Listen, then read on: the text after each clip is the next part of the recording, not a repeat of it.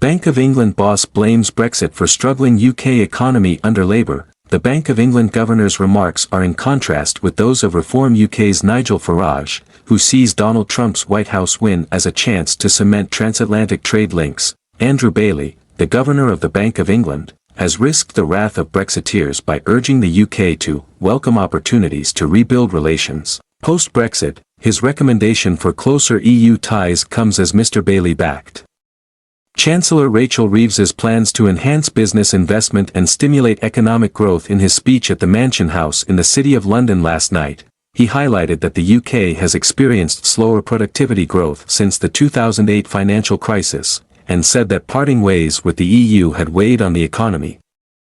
Pointing out in particular the impact of Brexit on the UK's trade in goods, the bank's chief said, "We need to encourage business investment in the UK, so, Chancellor, I welcome the plans you have set out in the budget and the emphasis you've placed on public capital investment." Ms. Reeves' autumn budget outlined £40 billion in tax rises to fund spending on schools, the NHS, transport and housing.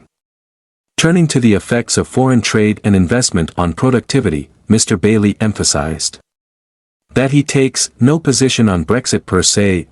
However, he warned, "But I do need to point out the consequences. The changing trade relationship with the EU has weighed on potential supply.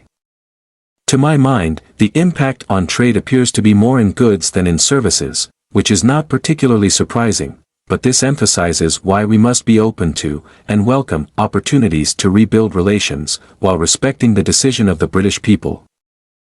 He added, "The outlook is now clouded by the effects of geopolitical shocks and the wider fragmentation of the global economy." His remarks follow the recent victory of Donald Trump in the U.S. presidential election, which has prompted economists to question the impact of proposed U.S. tariffs on all imports, and come despite some including Reform UK leader Nigel Farage urging the government to pivot away from the bloc and towards a closer relationship with the U.S. Elsewhere in his speech, Mr. Bailey raised concerns about the recent gaps in official unemployment data due to lower response rates to the Office for National Statistics, ONS, labor market survey. He also said, "This is a significant issue, not only for monetary policy, but because it leaves us uncertain about how many people are participating in the economy. I do struggle to explain when my fellow governors ask me why the British are particularly challenged in this regard." The bank, along with other key stakeholders including the Treasury, continues to work with the ONS on efforts to address these issues and improve the quality of UK labour market data.